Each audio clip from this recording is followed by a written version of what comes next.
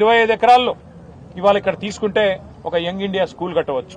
లేదు పక్కనే ఉన్న నియోజకవర్గానికి కూడా లేదు అనుకుంటే కూకట్పల్లికి కూడా ఇక్కడే బ్రహ్మాండమైన స్కూళ్లు ఒక 4-5 స్కూళ్లు ప్లాన్ చేయవచ్చు.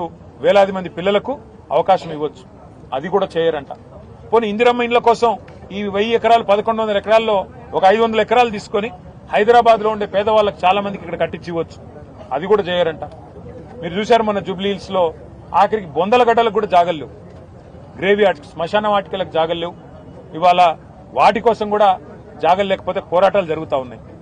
అట్లాంటి ఈ పరిస్థితుల్లో హైదరాబాద్ మహానగరంలో పార్కులకి స్థలం లేదు, పార్కింగ్ కి స్థలం లేదు, శ్మశాన వాటికకి స్థలం లేదు, పేదవాళ్ళు ఇల్లు కట్టుకోవడానికి స్థలం లేదు, స్కూల్ కట్టడానికి జాగలేదు, అట్లాగే రోడ్డు విస్తరించాలంటే జాగలేదు. ఇవాళ హైదరాబాద్ లోని 9,300 చిల్లర ఎకరాలు పరిశ్రమల అవసరాల కోసం ఇచ్చిన స్థలాన్ని ఇవాళ ప్రభుత్వం కాలుష్యకారక పరిశ్రమలను తరలించే ప్రయత్నం చేస్తున్నది. కాలుష్యాన్ని నివారించాలనడంలో ఎవరికి రెండో అభిప్రాయం లేదు. కాలుష్యం ఉండే పరిశ్రమల్ని తప్పకుండా నియంత్రించాలి, నివారించాలి. వాటిని కావాలంటే మీరు గ్రీన్ ఇండస్ట్రీ కింద మార్చండి, ఎవరికి అభ్యంతరం లేదు. ఎందుకంటే ఇక్కడ కార్మికుడికి లాభం, అటు పరిశ్రమకి లాభం అల్టిమేట్ గా ఇచ్చిన మరి ఉద్దేశం అది. కానీ ప్రభుత్వం ఏమంటున్నది, ఈ 9,300 ఎకరాలు అది కూడా ఎంత ధరకి, ఇక్కడ మార్కెట్ ధర 1,00,000-1,50,000 ఉంది గజం, అంటే ఎకరం 50 నుంచి 75 కోట్లు ఉంది. కానీ ప్రభుత్వం ఏమంటుంది, రిజిస్ట్రేషన్ ధర 12,000 ఉంది. ఇక్కడ మీరు 4,000 కడితే చాలు, 4,000 రూపాయలు కడితే చాలు గజం, అంటే ఎకరానికి 1,60,00,000 ఇది అవుతుంది అనుకుంటా. 1,60,00,000 కడితే నీకు 50 కోట్ల నుంచి 75 కోట్ల విలువ చేసే భూమిని ఫ్రీగా ఇస్తా, అది తీసుకొని నువ్వు అపార్ట్మెంట్లు కట్టుకో, నువ్వు బ్రహ్మాండంగా 10 తరాలకు తరిపడా ఆ పారిశ్రామికవేత్త పెద్ద ఆయన ఎవరైతే ఉన్నారో ఆ యాజమానిగా వారు సంపాదించుకోవచ్చు అని చెప్తున్నారు. కానీ వాస్తవం ఏంది, ఇది ప్రజల భూమి, ప్రజల సంపద. ఈ ప్రజల భూమిని ఆనాడు ప్రభుత్వాలు ప్రజల దగ్గర నుండి సేకరించి, రైతాంగం దగ్గర గాని రెవెన్యూ భూములు గాని సేకరించి పరిశ్రమలకు ఇచ్చిన ఉద్దేశం ఉపాధి కల్పన, సేకరించి ఈ పారిశ్రామికవేత్తలకు కట్టబెట్టిన ఉద్దేశం రాష్ట్ర ఆదాయం పెరగాలని, అంతేగాని ప్రైవేట్ వ్యక్తుల జేబులు నిండాలని కాదు. అందుకే ఈ 9,300 ఎకరాల భూ కుంభకోణం, 5 లక్షల కోట్ల భూ కుంభకోణం ఏదైతుందో దీన్ని బీఆర్ఎస్ పార్టీ క్షేత్రస్థాయిలో పోరాడాలని చెప్పే నిర్ణయం తీసుకొని నిన్న ఉప్పల్ నియోజకవర్గంలో, అట్లాగే నిన్న మల్కాజ్గిరి నియోజకవర్గంలో మా నాయకులు మత్స్సునాచారి గారు, జగదీష్ రెడ్డి గారు, వారందరూ కూడా కొన్ని బృందాలు అక్కడ పోయినాయి. ఇవాళ మేమందరం కూడా, నేను, మా వివేక్ గారు, మా కృష్ణారావు గారు ఎమ్మెల్యే గారు, అట్లాగే పల్లా రాజేశ్వర రెడ్డి గారు, మా సత్యవతి రాథోడ్ గారు, ఎమ్మెల్సీ రాజు గారు, మేమందరం ఇక్కడికి రావడం జరిగింది. మిగతా బృందాలన్నీ కూడా ఇవాళ వివిధ పారిశ్రామిక వాడల్లో పర్యటనకు వెళ్తా ఉన్నాం. నేను ఈ ప్రభుత్వానికి చెప్పేది ఒకటే, మీరు ఈ 5 లక్షల కోట్ల ప్రభుత్వ ఆస్తి, ప్రజల ఆస్తి, ప్రభుత్వ ఆస్తి అంటే ప్రజల ఆస్తి, దీన్ని సరైన పద్ధతిలో వినియోగించండి. పేదలకు ఇల్లు కట్టివ్వండి, మేము వ్యతిరేకం కాదు. ఈ భూములు వెనక్కి తీసుకోండి, కావాలంటే 50%, 60% వెనక్కి తీసుకోండి. గ్రీన్ ఇండస్ట్రీలు పెట్టండి, మేము వ్యతిరేకించట్లేదు. అట్లాగే ఐటీ పార్కులు పెట్టండి, మేము వ్యతిరేకించట్లేదు. కానీ పారిశ్రామికవేత్తలకు అడ్డికి పావుషేరుకు రాసిస్తాం. మీరు ఇష్టం ఉన్న అపార్ట్మెంట్లు కట్టుకోండి, మాల్స్ కట్టుకోండి, మీరు ఎంజాయ్ చేయండి. ప్రజల సొమ్మును మీరు అత్త సొమ్ము అల్లుడు దానం అన్నట్టు మేము దానం చేస్తాము, మీరు అమ్ముకోండి, ఇష్టం ఉన్నట్టు చేసుకోండి అంటే బీఆర్ఎస్ చూస్తూ ఊరుకోదు.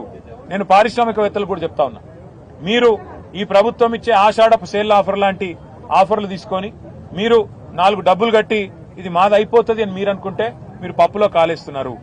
ఖచ్చితంగా మళ్లీ వచ్చేది బీఆర్ఎస్ ప్రభుత్వమే. మేము ఈ HILTP అనే పాలసీ ఏదైతే ఉందో దీన్ని ఖచ్చితంగా రద్దు చేస్తాం. ఇవాళ ఎవరైనా డబ్బులు పెడితే మీరు నష్టపోతారు.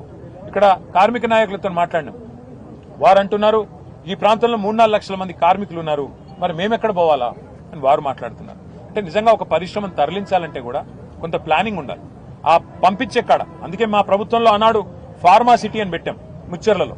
19,000 ఎకరాలు ఈ పరిశ్రమలు తరలించాలి అంటే అక్కడ కాలుష్యం రాకుండా జీరో ఎఫ్లూయెంట్ పెట్టి అక్కడ తరలించాలని మేము ప్లాన్ చేస్తే, ఈయన వచ్చిన తర్వాత రేవంత్ రెడ్డి గారు అక్కడ కూడా రియల్ ఎస్టేట్ దందా చాలు చేసినాడు. ఫ్యూచర్ సిటీ పేరిట అక్కడ రియల్ ఎస్టేట్ దందా, ఇక్కడ HILTP పేరిట ఇక్కడ రియల్ ఎస్టేట్ దందా.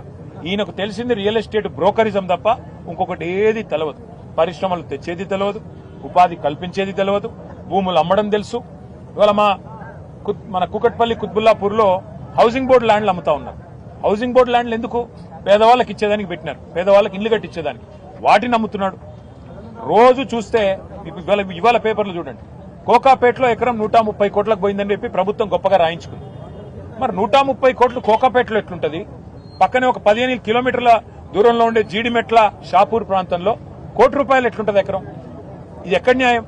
పోనీ ఇప్పుడు మా దేవదానం గారు ఉన్నారు, ఆయనకు మరి మీరు ఇక్కడ కూడా గజం ₹4,000 ఇస్తే ఆయన కూడా కొనుక్కుంటాడు. వాళ్ళ మొత్తం సంఘం కూడా మీరు ఇవ్వండి, ప్రభుత్వం ఒక ఎకరం మొత్తం ఈ యూనియన్కి ఇవ్వండి, ₹4,000 గజం చొప్పున. మేము కావాలంటే చందాలేసి వాళ్ళకి మేము కూడా సాయం చేస్తాం. వాళ్ళకి ఇవ్వరు, కార్మిక సంఘాలకు ఇవ్వరు, పేద ప్రజలకు ఇవ్వరు. కానీ ఎవరికి ఇస్తారు? పెద్ద పెద్ద పరిశ్రమలు అని చెప్పి ఎవరైతే నడుపుతున్నామని చెప్పి చెప్తున్నారో వాళ్ళకిచ్చి వాళ్ళు అపార్ట్మెంట్లు కట్టుకోవడానికి, మాల్స్ కట్టుకోవడానికి ఇవాళ చేస్తున్న వ్యవహారం ఏదైతుందో దీని వెనకాల దాగి ఉన్నది 5 లక్షల కోట్ల కుంభకోణం. ఈయన అనుముల రేవంత్ రెడ్డి కాదు, ఈయన అవినీతి అనకొండా. ఈయన అన్నదమ్ముళ్ళు, ఈయన చుట్టూ ఉండే కొంతమంది రియల్ ఎస్టేట్ మాఫియా, వాళ్ళందరూ కలిసి ఈ 9,300 ఎకరాల మీద కన్నేసి వాటిని కాజేయడానికి లక్షల కోట్ల రూపాయలు ఢిల్లీకి కప్పంగా కట్టడానికి, ఢిల్లీ పెద్దలకు పంపి పదవులు కాపాడుకోవడానికి మూటలు పంపి చేస్తున్న ఒక కుయుక్తి. దీన్ని బీఆర్ఎస్ అడ్డుకుంటుంది. ఇది కేవలం ప్రారంభం మాత్రమే. రేవంత్ రెడ్డి గారు అనుకుంటుండొచ్చు, ఒకరోజు వచ్చినారు పోయినారు ఏం చేస్తారని. ఏం చేస్తామో చూపెడతాం. హైదరాబాద్ నగరంలో